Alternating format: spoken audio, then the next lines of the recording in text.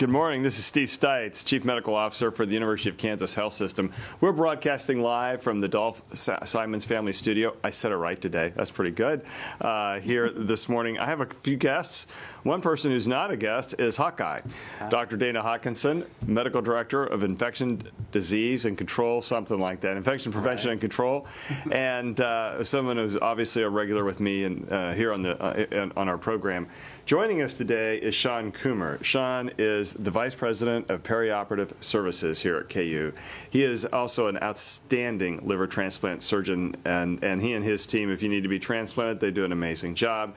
The other good thing about having Sean in the program is his forehead is longer than mine and shows up just so well in the program. I feel better about myself. And then Shea Stoops. Shea is one of our outstanding anesthesiologists. Shea's area of expertise actually is cardiac and liver anesthesiology, which does take a pretty specialized area of knowledge. And so we're delighted to have Shea and Sean on the program this morning to talk with us about safety in the operating room, especially in the age of COVID-19. But before we turn that direction, we're going to turn to Doc Hawk and say, what's going on out there? How are we today? Yeah, hey, good news, I think. Good news. So in the health system, we have seen our amount of hospitalized patients and critically ill patients continue to go down these past couple weeks. You know, right now we are sitting at 17 patients in the hospital with 9 of those in the ICU. So we've had some discharges. We still have some patients on the ventilator, and they've been on that for a little bit, but hopefully we can get them extubated and eventually get them home. So I think overall our numbers are doing good. You know, we have a lot of news coming out with the reopenings and therapeutics and stuff like that, and maybe we'll get to that in a little bit. So is it fair to say we've bent the heck out of that curve? I think right now, based on our small numbers in our hospital, but also throughout the city of hospitalized patients, I think that would probably be a reasonable thing to say because of our early stay-at-home orders and everybody being vigilant and doing the right thing. You know, it is impressive. We've done a lot of government actions about sheltering in place, et cetera, but the real action has been done by you. This has been an example of what happens when people do the next right thing and act responsibly. We're going to come back to that theme at the end of this broadcast, but I really wanted to just say thank you from all of our healthcare workers here at the University of Kansas, from all the people that are on the front lines. We can't thank you enough for what you've done out in the community by sheltering in place, keeping your distance, washing your hands, coughing to your elbow. Don't go outside when you're sick. Don't touch your face. All those things we talk about every day, that is personal responsibility. And that's why today we have 17 patients. That is remarkable. That's great news, which is why we think it's really important that people still get their baseline health care. Folks I know are afraid that hospitals are houses of COVID, and that if you walk into the hospital, it's going to attack you. We've said before, coronavirus is not a superhero. It does not have wings. It doesn't jump tall buildings in a single bound. And it can be beat by washing your hands, which is not true about Superman. You can't beat Superman by washing your hands. So, Sean, what are we doing to make sure that coronavirus stays in its place when people come in and get care? Yeah, I think those are important points that you made, Steve, is that we thank all of you what you've done and enabled us to bend the curve in our community. Over the past month or so, we've canceled or postponed over 3,000 cases. That's a lot. And that's obviously it's delaying care for our patients. That's not what we want, and we want to get back to that. So to that end, we have started to do some procedures. Just started here in the past couple of days. We've always been doing urgent and emergent procedures, but we're starting to do regional blocks, regional anesthesia, and we're starting to have conversations about what's the next step. How do we tackle that 3,000 backlog, plus all the cases that are coming in now? So we're starting to have those conversations as a group of how we're going to open up the ORs. And I think the most important point is that it is safe to be here. Over the past month here, it's enabled us to get control of what we're doing here in the hospital. We've had social distancing. We've gotten all of our temperature checks. We limit visitors. It is safe to be in this hospital. It's safe to be in any hospital. Lots of things have happened where it's safer to be here than probably in your local grocery store. Mostly because the diligence that we've had about being careful and making sure our patients are safe and our employees are safe. So again, I think this is the time that we've got to start tackling healthcare and getting back to what we do best. And I think it's important to note that there's an increased risk of death at home from strokes and heart attacks, which means that people, I think, are afraid to come back. And what we don't want you to do is let fear hurt you more than COVID. Right. You know, we're being so afraid of COVID, and we have this whole news and everything built around it. But at the end of the day, if we let fear control our lives, then we start running into problems that are every bit as deadly as COVID itself. Shea, you've been involved in a lot of the planning here, including trying to turn anesthesia machines into ventilators if we'd experienced that surge of 6,000 patients, which fortunately Kansas City didn't do, at least not yet, and we hope we don't. But talk to us a little bit about some of the preparation that you and your team have been helping work on for the operating room to keep folks safe. Well, to start this past month, we've changed a lot of our workflow here, both to keep our employees and our patients safe. A lot have to do with social distancing, as we've talked about a lot. Also, in the operating rooms, we've taken a lot of safety measures to protect our patients, but also to protect all our nurses, techs, doctors, everybody that's involved. So, for example, some of you may know we've limited the amount of visitors that come with you. So, for example, when you're having surgery, we allow one person to come with you.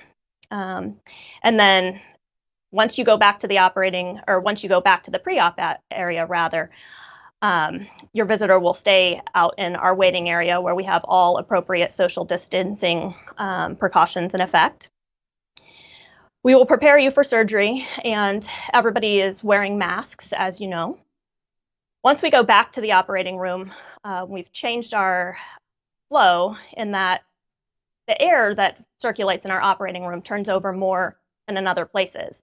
And I know that a lot of people out there have heard, for example, when intubating patients, that can be a lot of exposure. So we limit the amount of people that are in there, and we talk to our patients before we go back there because we're going to be wearing protective equipment both for us, but for the patients. And then once we get you off to sleep, we allow the air circulation to clean all the air to make it safe for everybody that's in there. A lot of effort that's gone on to re-engineering how we do things to make sure that folks stay safe. And we do that to keep you safe, and we're going to keep doing that because COVID is still out there. But Dana, big news yesterday on the COVID front, remdesivir. I know there's going to be questions about it. Yep. Let's just answer it right now. Yeah. So Dr. Fauci explained about remdesivir. There are preliminary studies or preliminary results from a large random control study that show that it is maybe favorable for improving your time to recovery. So 15 days versus 11 days. So that is good. That is similar to what Tamiflu does. It improves your time to recovery of symptoms by 1 or 2 days.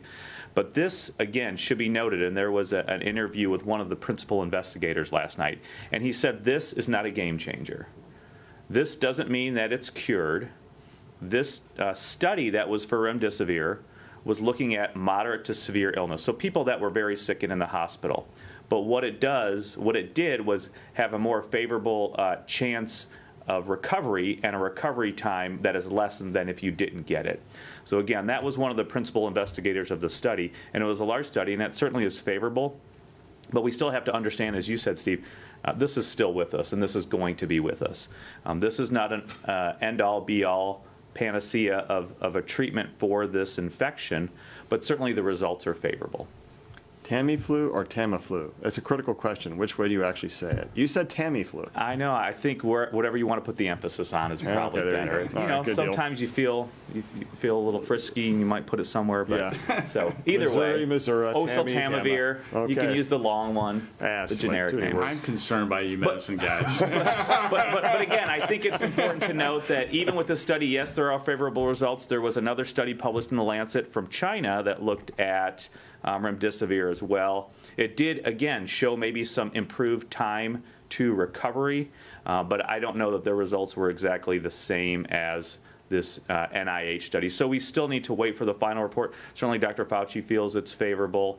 We hope we can do that. The other thing that we're also looking at, again, is the convalescent sera or the antibodies. So if you've had the disease and you are recovering, we want to make sure that here locally you can help. You can help patients here. You can contact the community blood center, and if you have any questions, you can donate plasma there for that as well. Yeah, both of those are really big deals. And remdesivir, the randomized controlled study hasn't had all the data fully reviewed yet. It hasn't been published, but we're hearing people talk about it. It does look favorable, absolutely. And we like that. And the data that came out of the University of Chicago a couple of weeks ago also looked similarly favorable. So we're hopeful that holds. And yes, we are goofy, geeky medicine doctors, these surgical people. That's all right. I rely on you guys a bunch. All right, questions out there, folks. What do you got? Hi, this is Melissa with Channel 41. Quick question. As we start opening back up, one of our reporters had a question about when gyms open back up, should you work out wearing a mask, or is that prohibitive? That's a great question. Should you work out wearing a mask, Dana? That's a very good question. I would find it very hard to be working out with a mask. And do you actually work out? When I'm not here, I try. I've been doing a lot of walking. I think certainly if you're on the treadmill or the elliptical, wearing a mask is going to be extremely difficult. If you're just doing weights, I think that it might be reasonable. But again, we need to make sure we adhere to the other guidance that we're talking about. Don't go to the gym if you're sick. Continually, wash your hands or do alcohol sanitizer to your hands. Don't touch your face at the gym because people are touching these high-touch surfaces. So it's a very difficult question. Again, I think if you're on a treadmill or an elliptical, it's going to be hard to wear a mask. Isn't the real answer to maintain distance? I mean, and how much distance do you need if you're exercising? Right. I think it may have changed than just from normal conversational speech. I mean, from right here, I'm probably not going to try and spit on either Dana or Sean. Right. But if I'm in the gym and I'm breathing harder, do I have to worry about that distance a little more? If you're breathing harder, maybe just a little bit, yeah. But again, I think we need to continue to do the physical distancing, and that will help. I think that's more. quite we're a talking bit. about the masks, but the reality is the thing that's going to be really important in the gym is to maintain your distance from other people. Right. If you do that, the mask becomes much less important. I was talking with the minister at my church last night, Community Christian Church, and we were thinking, how can we have a church service, and how far do you have to stay apart, and how far does the choir have to stay apart? And I think those are really important considerations as people go back. And I think there are ways to do that. There are ways for people to go back into society safely. It is all about personal responsibility. We have bent the curve.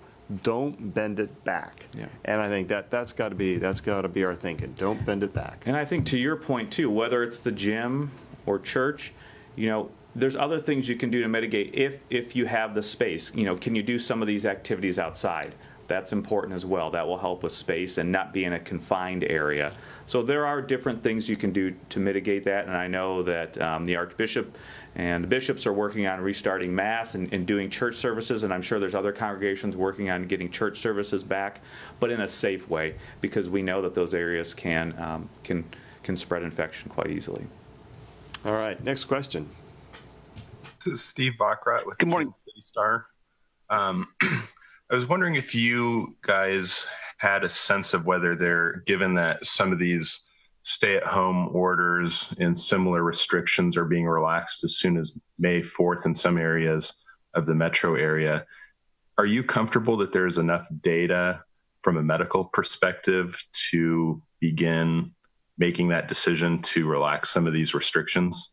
That is a great question, and I'm going to partly answer it, and I'm going to partly duck it.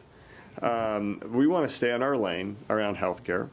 I don't pretend to have all the data in front of me about the economic hardship and things. I've told stories before. My view of it is the cleaners I've been going to for years and the restaurants I go to for years have closed permanently.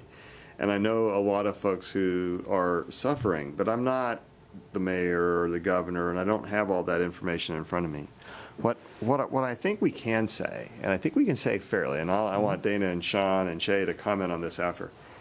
At our peak, we had about 40 patients in our hospital alone We may have had a few more than that with COVID. And this morning we have 17. Why did it go down? Because coronavirus is still out there, and you can see it. It's still out, and there's more nursing home outbreaks, and there's outbreaks out in western Kansas, especially in meatpacking plants. What does that tell you? It tells you the same message we've been saying all along, that if you are around a lot of people and you can't maintain your distance, then you're going to put yourself and others at risk. But here in Kansas City, by sheltering in place, we have done a remarkable job. At some point, we have to reopen society. We can't all stay sheltered forever.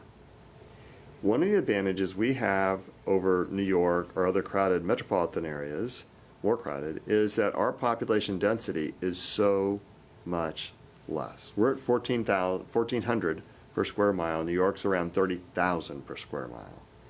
We don't have the crowded subways. We don't have a lot of crowded buildings and streets. And there are a lot of great things about New York City, and I love New York City. But that density makes a difference. So how much more do we need to see coronavirus fall from a healthcare perspective before we say we can reopen? I think we have seen it fall far more than any of us expected it to do. So from a public health standpoint, I don't know all the equation because I don't see all of the terms. I don't see all the calculus that's out there. But I can tell you we are really pleased with how well the healthcare community has both responded with frontline workers, but really with how well the community in general has responded, because we just don't have the we're not New York. And 17 patients, that's not bad. I mean, that's like low, much lower than we thought we would be right now. So I think the key will be whenever you open, you have to be personally responsible. You have to do the next right thing. Because once you reopen, that baseline amount of coronavirus will probably go up because people will be in contact with each other a little bit more. And how do you try to avert a major disaster? You do it by just being personally responsible and by doing the next right thing. So from our perspective, I don't know that it's bad to reopen. I think that it still calls on every person to try and be responsible and to do the right thing, and I think that's really the key. Yeah. Dana? Absolutely. To echo your points, I agree with you 100%. It is a new normal. We don't have a lot of information about SARS-CoV-2. We do know about other common coronaviruses, the other 4 common coronavirus which cause mild cough and cold symptoms.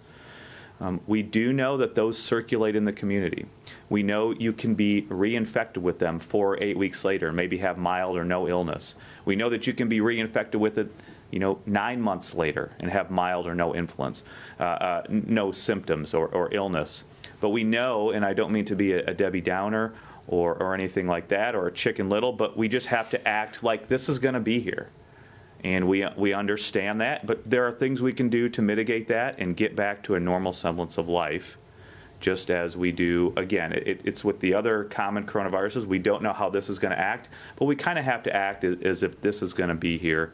Maybe there'll be a second wave. Maybe it will just be some sort of baseline activity within the community, but we have to act like that, and we have to make sure that everybody is being personally responsible to help reduce the spread. And Sean, one of the reasons we wanted to open back the operating room is that we did feel like our numbers of COVID patients were so much lower, we could go ahead and start taking care of patients. Absolutely. I think it is safe. I think that, I view reopening the operating rooms just like how we're reopening society, is that it's personal responsibility. It's a phased opening. It's not a party. We're not opening back to where we were pre-COVID. We're going back to a new responsible way of opening, and we can't act the same way. And just like we aren't in the hospitals, and we're being very responsible and social distancing and some of the particular things that Dr. Stoops was talking about, our air changes in the rooms and the different processes that we're doing to keep our people safe as well as our patients. That's what we have to do in society as well. It's extremely important that we not all of a sudden go out and have, get together with all our friends and have huge parties. I think we have to be responsible at the grocery store. We have to be responsible at the gas station. Everywhere we go, we have to have this in the back of our mind because, as Dr. Hawkins said, this is going to be with us for a long time. And we're going to have to continually have this in the back of our mind. It's a new way of living and a new way of going through life. And this is what we're doing here in the hospital, and I expect we should do that in society as well. Shay, are we going to go back to doing things the old way or stay with the new way in the operating rooms? Was all that work you described just a little bit ago?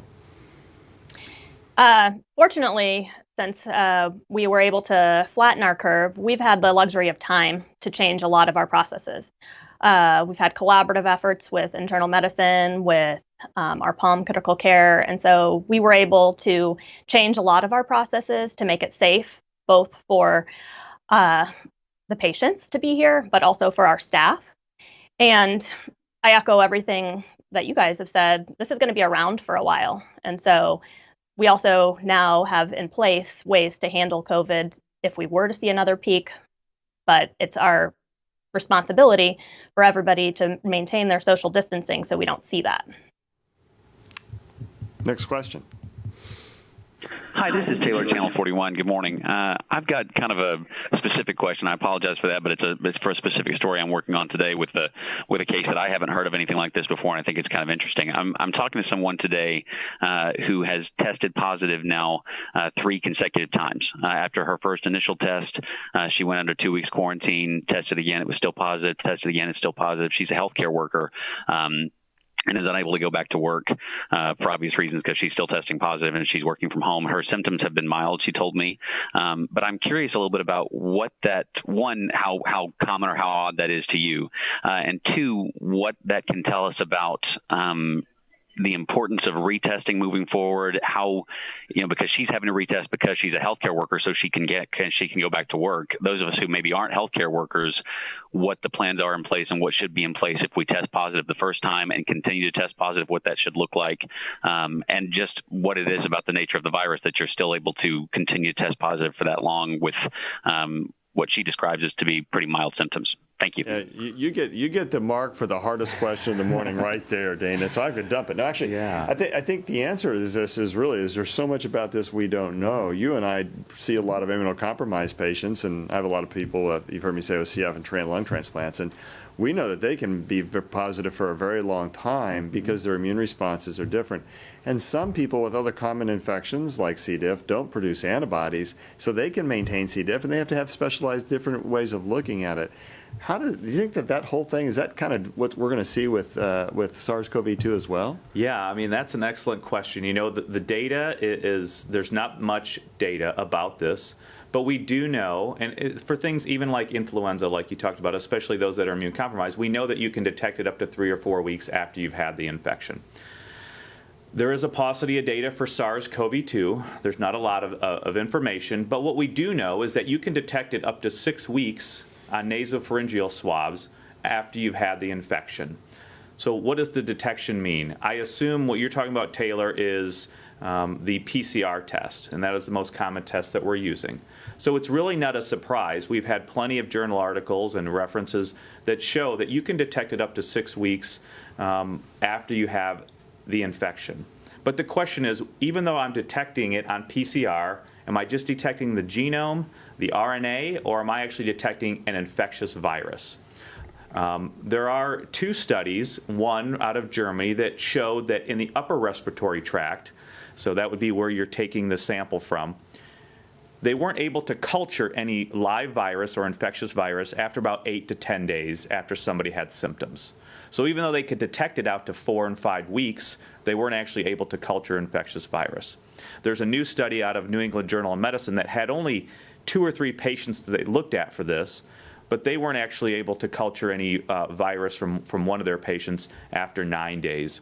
So the fact that live virus. This was the live virus that they were trying to culture. This was in a skilled nursing facility is where the publication, the patients were based out of. And again, it was a very small number, but those are 2 studies now that show between 8 to 10 days, it doesn't seem as if you can really culture any live virus from the upper respiratory tract. And just to say, the important part of that is if it's not live and it doesn't reproduce, it's not going to cause infection. Correct. If it's just the little pieces of the viral particle, which the PCR does detect, then that doesn't cause infection. Absolutely right. It just causes you to stay home and not go to work, which is what, I mean, that's appropriate, especially in a healthcare environment, I think, but that's really what's got And that's why also the CDC, has given guidance on, do you do a test-based strategy to get people back to work or into certain situations, or do you do a symptom-based strategy?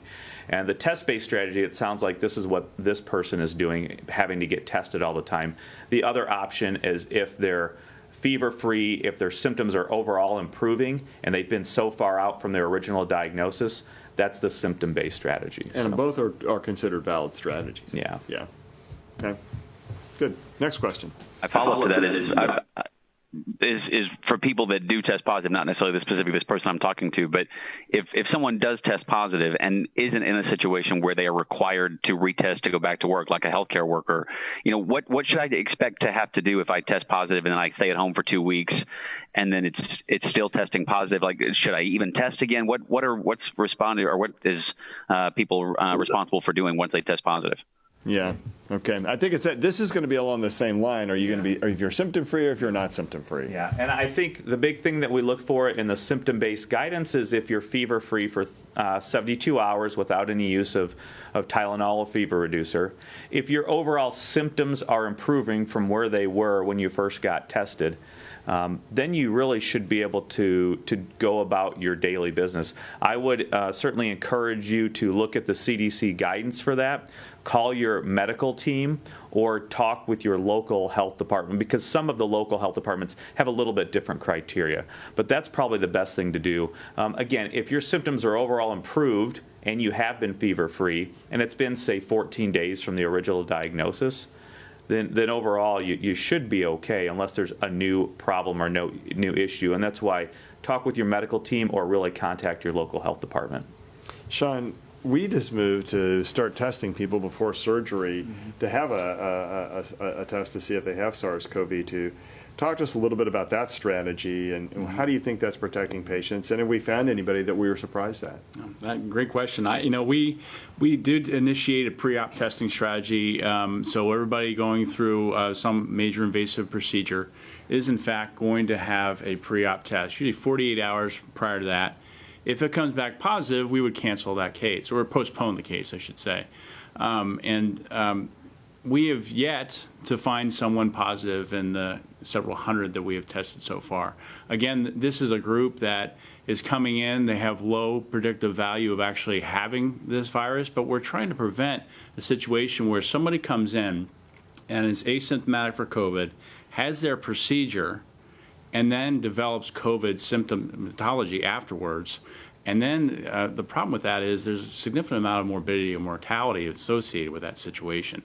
That is not what we want to do. Again, this is part of the strategy that we talked about before, is we're developing these things because we want to be safe for our patients. And it's strictly a patient safety move as opposed to preserving any potential PPE usage at all. But we should also state that it's validated by published reports. This is medically validated. The most recent New England Journal of Medicine article about the nursing home facility or the skilled nursing facility, they actually found detection of the virus up to 6 days prior to any symptoms. So this is an abundance of caution. This has been validated by published reports, and it's absolutely patient safety. All right, next question. Good morning. This is Cindy from KCTV5. I have a question about secondhand smoke. Can the virus be transmitted in secondhand smoke, or how does it live? Is that a good environment for it? As a pulmonologist, I would say the best answer to that is to not smoke. But you had to know that was coming, right? You had to know that. Dana, secondhand smoke? I'm going to say no on that. I'm going to say no too. I think the virus, because smoking itself is probably a way to help kill the thing and or to cause some trouble with it. But you know what? Let's go look in that answer. We'll go find it out and see. I think the answer will be no, though, because of there's a lot of difference between smoke and a viral particle and how they move in the air. And so because of that, they have different weights and they have different electrical charges and they act differently in the atmosphere. So I'm pretty certain that the answer to that is is no. Otherwise, it would have been true for any coronavirus or any influenza virus or any other viruses that are going to travel. And we know that that's not the case. So I believe the answer is no, but I'll verify that, and we'll be back with you tomorrow about that. Thank you. Yeah, vaping would not be any different, and vaping is also terrible for your lungs, just to say. In case you had any doubts about that, somebody asked the other day, is vaping a therapy for lung disease, for the COVID? And the answer is no. That's the no, risk, it's not. is the stuff you're inhaling into your lungs. Yeah. Next question. Hey, this is Nate. I got a question for you. Somebody submitted one that's in reference to the KCMO 10-10-10 order. So what is the significance of 10 minutes as opposed to 5 minutes or 8 minutes before collecting contact info for tracing? Should a COVID case be reported in that location later? Dana. I don't know the 10-10-10 rules. Yeah, so the 10-10-10 rule, as touted by Mayor Lucas yesterday when Kansas City, Missouri reopens, is 10 people or 10% of your capacity, I believe, whichever is greater, and then 10 minutes. And 10 minutes, I can't really explain why. There have been various studies which show what is prolonged contact with somebody who has COVID. It could be based on that. And there have been various numbers for that. Some studies would say 20 minutes, 15 minutes, 30 minutes. Other studies would say prolonged contact is 10 minutes. It was maybe just chosen because of that. I don't know exactly the reason. I think 10 minutes is a good cutoff to use for close contact, especially if you are, whether it's a restaurant and you're sitting near people. I think that's a reasonable thing to do, as opposed to, say, 8 minutes or 12 minutes. It might just be arbitrary, but there are studies out there looking at what is prolonged contact. How do you call prolonged contact? Different health departments call prolonged contact different than other health departments. So I think the 10 minutes is perfectly fine. Yeah. I would just say, I think also that major urban areas have a little bit of a different challenge than some areas do. Mm-hmm. We know that this disease treats folks of African American history, or also I think economic issues drive a greater concern for how vulnerable people are. And actually next Wednesday, we're going to take on that question a little bit about patient demographics. And so just a heads up, we'll have a couple of guests. Dave Lisbon, who you heard from before, is back on the program, as is Chris Brown, one of our hospitalists. And I think that we need to address that front and center, because it is a real issue for many of our more urban communities, and we do want to talk about that. So I think that some of them are choosing to be more cautious around it. Next question. Somebody was asking, because we talked about the gyms, will people be able to swim at a public pool this summer? Oh boy, public pools and swimming. Man, this is really your show today, Dana. I think, really kind of focused on all this stuff because of reopening. That's probably good. So I would like to get to a pool, yeah. I want to get to Kauffman Stadium, Arrowhead Stadium, and as everybody knows, down in the North Fork of the White River at Riverlight Farm, and get my fly rod out. But yeah. And I think a lot of those places are going to be safe. It's still the same story. The problem with pools is the same problem as anything else. If it's crowded, then it's not safe. If it's not crowded and you can get in and swim, it's probably real safe. And chlorinated water is probably really, really safe about coronavirus.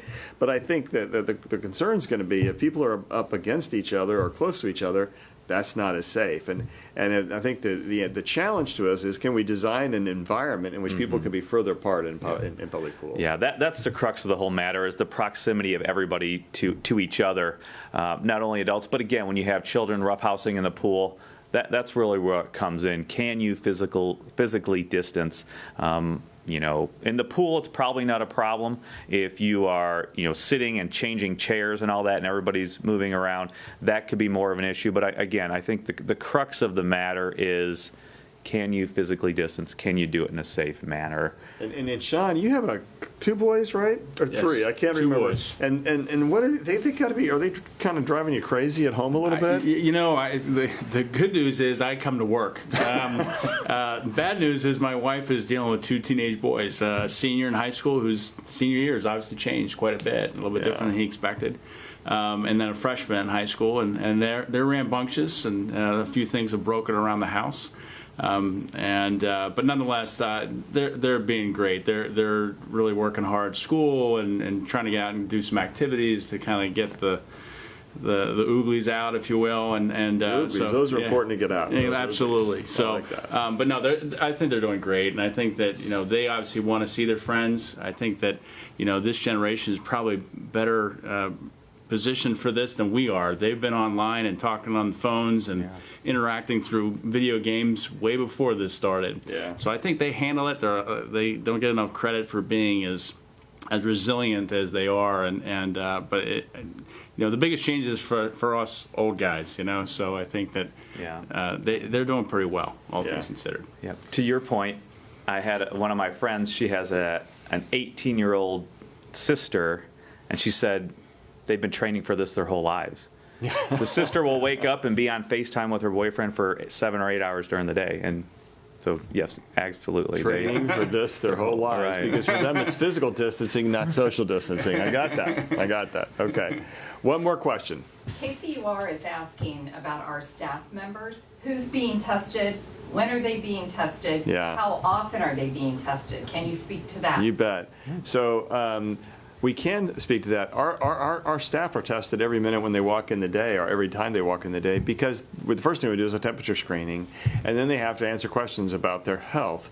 When it comes to actual testing for COVID-19 with the PCR test or the swab, then we test them when it's necessary. Dana, talk to us a little bit about some of our employee program and how we're making sure our employees are safe, which keeps our patients safe. Yeah. So employees, whenever they have illness or have concerns, we do have a hotline number that they are able to call. They are screened and they are talked through the situation, everything's discussed. And then once that is, if they feel that it's relevant to test you, then they can get tested. And I think it's also important to note that we've tested a lot of employees just to be out of an abundance of precaution. And if any one employee gets sick, we do contact tracing for that employee to see who else they've been in contact with, and we test those people. So at the end of the day, we do a lot of tests to make sure you stay safe. What we know is that our rate of positive tests in the health system of our employees is markedly less than what it is in the community. Can you speak to that a little? Yeah, absolutely.